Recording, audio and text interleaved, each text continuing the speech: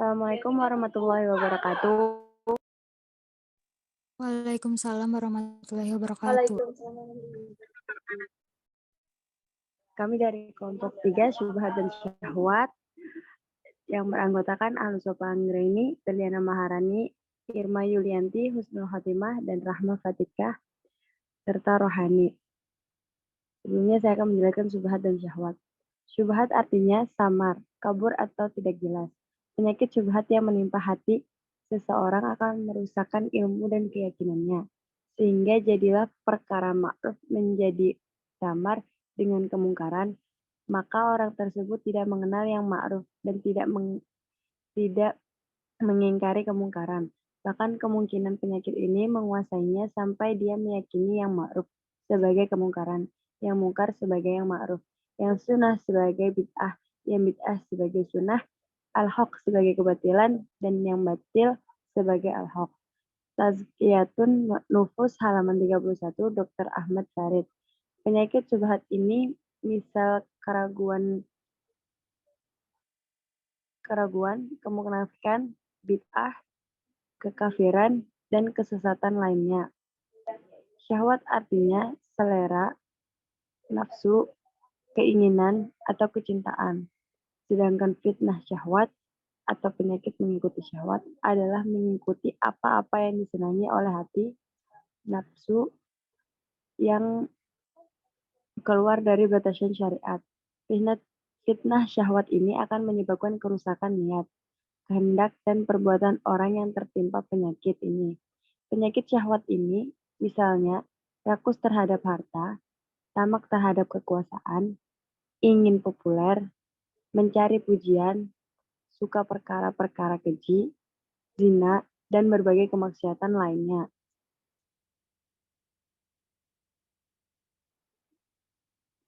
Pertanyaannya, ada dua penyakit manusia akhlak, yaitu penyakit syubhat dan penyakit syahwat.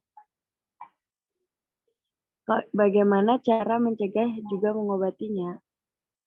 Selanjutnya jawabannya akan dijelaskan oleh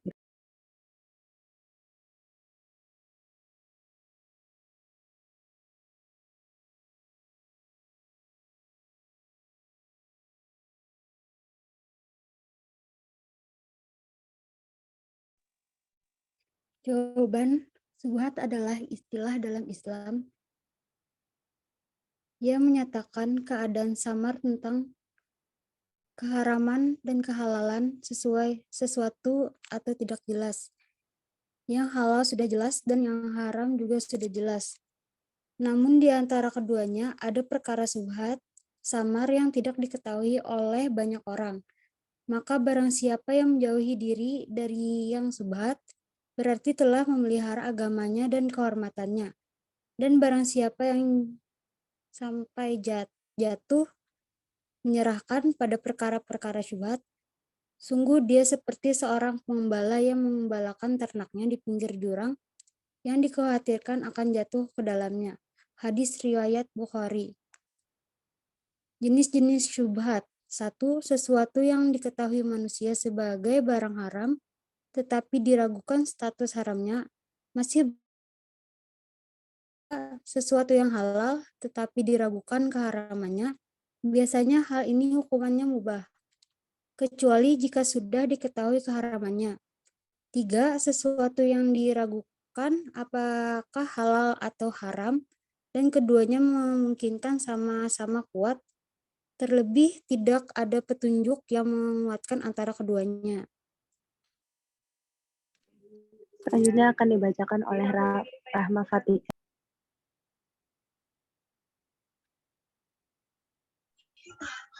Fitnah syubhat ditangkal dengan keyakinan di atas ilmu yang benar. Adapun fitnah syahwat ditangkal dengan kesabaran. Oleh karena itu Allah Ta'ala menjadikan kepemimpinan agama bergantung kepada dua perkara ini, sabar dan yakin. Allah Ta'ala berfirman, dan kami jadikan di antara mereka itu pemimpin-pemimpin yang memberi petunjuk dengan perintah kami selama mereka sabar dan meyakini ayat-ayat kami. Quran Surah As-Sajdah ayat 24. Jenis-jenis fitnah syubhat. 1. Di antara fitnah syubhat terbesar adalah kekafiran. Karena sesungguhnya orang-orang kafir itu berada di dalam kesesatan, tetapi mereka menyangka berada di atas kebenaran dan kebaikan. Yang kedua, di antara fitnah syubhat yang tak kalah dahsyat adalah kemunafikan. Orang-orang munafik yang nyata-nyata berbuat kerusakan, tetapi mereka menyangka mengadakan perbaikan.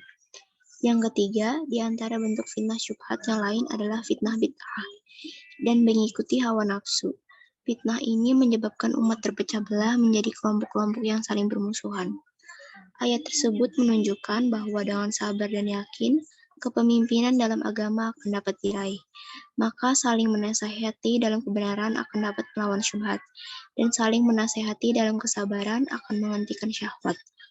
Syaitan merupakan musuh nyata manusia. Dia selalu berusaha menjerumuskan manusia ke dalam jurang kekafiran, kesesatan, dan kemaksiatan. Di dalam menjalankan aksinya itu, syaitan memiliki dua senjata ampuh yang telah banyak memakan korban.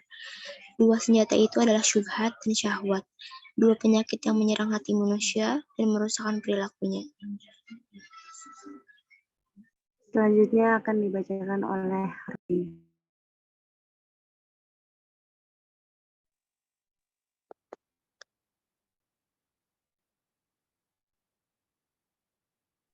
Jenis-jenis fitnah syahwat. Macam-macam fitnah syahwat ini sumbernya terangkum dalam kenikmatan kehidupan dunia sebagaimana Allah Azza wa Jalla firmankan.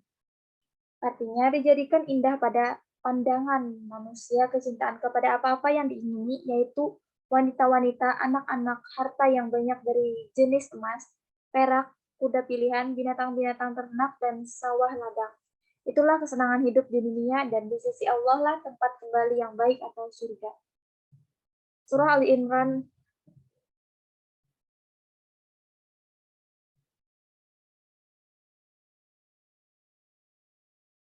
Maka diantaranya fitnah syahwat adalah yang pertama fitnah wanita. Ini fitnah pertama dan terbesar serta paling bahaya bagi laki-laki. Rasulullah sudah memperingatkan hal ini dalam sabda beliau. Tidaklah aku meninggalkan fitnah setelah aku wafat yang lebih berbahaya terhadap laki-laki daripada wanita. Syekhul Islam Ibnu Taimiyah berkata, kebanyakan yang merusakkan kekuasaan dan negara adalah mentaati para wanita. Karena fitnah wanita, seorang dapat terjerumus ke dalam berbagai kemaksiatan karenanya, seperti memandang wanita yang bukan mahramnya, menyentuhnya, berpacaran, bahkan sampai berbuat zina. Demikian juga banyak pemuda atau orang tua yang menyimpan foto-foto wanita kekasihnya, atau artis, film, penyanyi, dan lainnya, yang menyebabkan hatinya menjadi sakit atau bahkan mati karena dikuasai bayang-bayang wanita pujiannya itu. Termasuk fitnah ini adalah laki-laki yang menaati istri untuk memuaskan kesenangannya di dalam bersolek, berhias, dan bersenang-senang, sehingga berusaha mendapatkan harta berbagai cara, baik halal atau haram. Selanjutnya akan dibacakan oleh Berliana.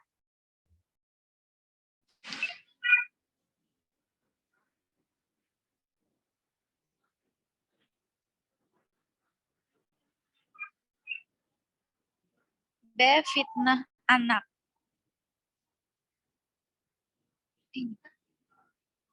Allah mengingatkan fitnah anak ini di dalam firman-Nya,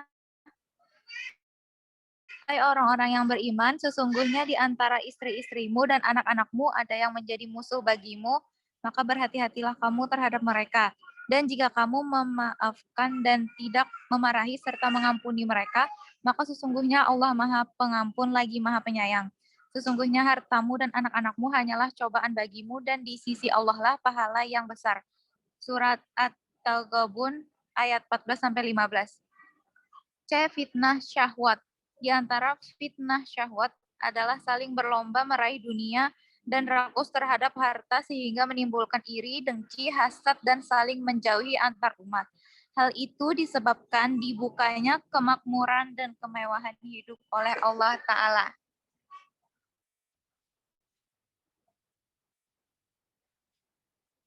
Dalam hadis Rasulullah Shallallahu Alaihi Wasallam bersabda, artinya demi Allah, bukanlah kefakiran yang aku khawatirkan atas kamu, tetapi aku khawatir atas kamu jika dunia dihamparkan atas kamu sebagaimana telah dihamparkan atas orang-orang sebelum kamu.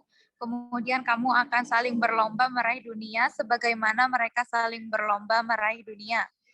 Kemudian dunia itu akan membinasakan kamu sebagaimana telah membinasakan mereka. Hadis riwayat Bukhari, Muslim, Ahmad, dan lainnya. D. Tamak terhadap asyaraf atau kemuliaan, kedudukan, kehormatan, gengsi. Rasulullah Shallallahu Alaihi Wasallam memberitakan tentang bahaya tamak terhadap asyaraf dengan sabdanya, tidaklah dua serigala lapar yang dilepas pada seekor kambing lebih merusakkannya daripada ketamakan seseorang terhadap harta dan kehormatan yang merusakkan agamanya. Hadis riwayat Tirmidzi, Ahmad, Ibnu Hibban dari Ka'ab bin Malik Al-Ansari.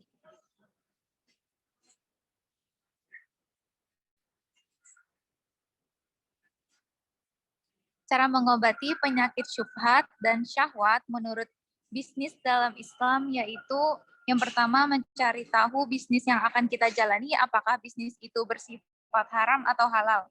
Yang kedua, jalan yang kita gunakan jelas atau tidak. Yang ketiga, meredam keinginan yang terlalu berlebihan, dan yang terakhir berusaha untuk selalu rendah diri.